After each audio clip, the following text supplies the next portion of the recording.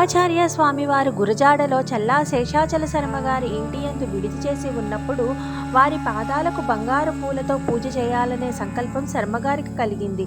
ఆ రోజు పాదపూజ శర్మగారిదని నిర్ణయం అయ్యింది. సామాన్యంగా పాదపూజ ముందు ఆదిశంకరుల పాదాలకు జరుగుతుంది. శర్మగారి దృష్టిలో ఆదిశంకరులకు శ్రీ చంద్రశేఖరేంద్ర సరస్వతి స్వామికి తేడా లేదు కనుక బంగారు పూలు చేయించి తీసుకొని స్వామి సన్నిధికి వెళ్ళారు. ఇంతలో పాదపూజ వారి పేర్లు పిలుస్తూ శర్మగారిని రమ్మన్నారు. వెళ్ళి సాష్టాంగపడి కూర్చున్నారు శర్మగారు.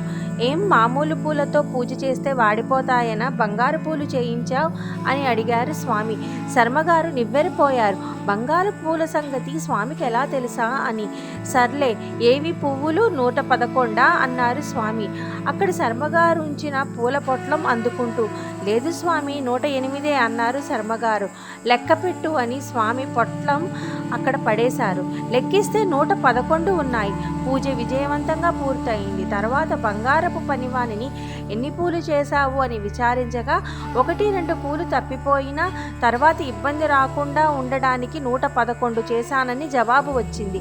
అది సరే పూలు చేయించి తూకం వేయించి తీసుకున్న శర్మగారికి ఆ సంగతి తెలియదు. కానీ స్వామికి ఎలా తెలిసింది? తర్వాత శ్రీవారు ఆ పూలను మాలగా చేయించి తెప్పించమన్నారు. అలాగే దండకూర్చి తెప్పించగా స్వామి మహాత్రిపుర సుందరి చంద్రమౌళీశ్వరుల ముందు వినయంగా తల వంచి నిలుచుని ఆ మాల తమ మెళ్ళో వేయమన్నారు.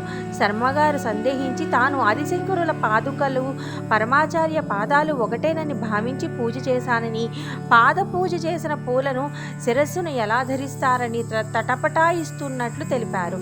నీవు ఏ భావంతో పూజ చేసినా నాకు సంబంధించినంత వరకు నీవు పూజ చేసినది శ్రీ ఆదిశంకర భగవత్పాదుల పాదాలకే. ఆ నిర్మాల్యం మాకు శిరోధార్యం అని మరింత వినయంగా తలవంచి ఆ మాలను ధరించారు ఆచార్యులు.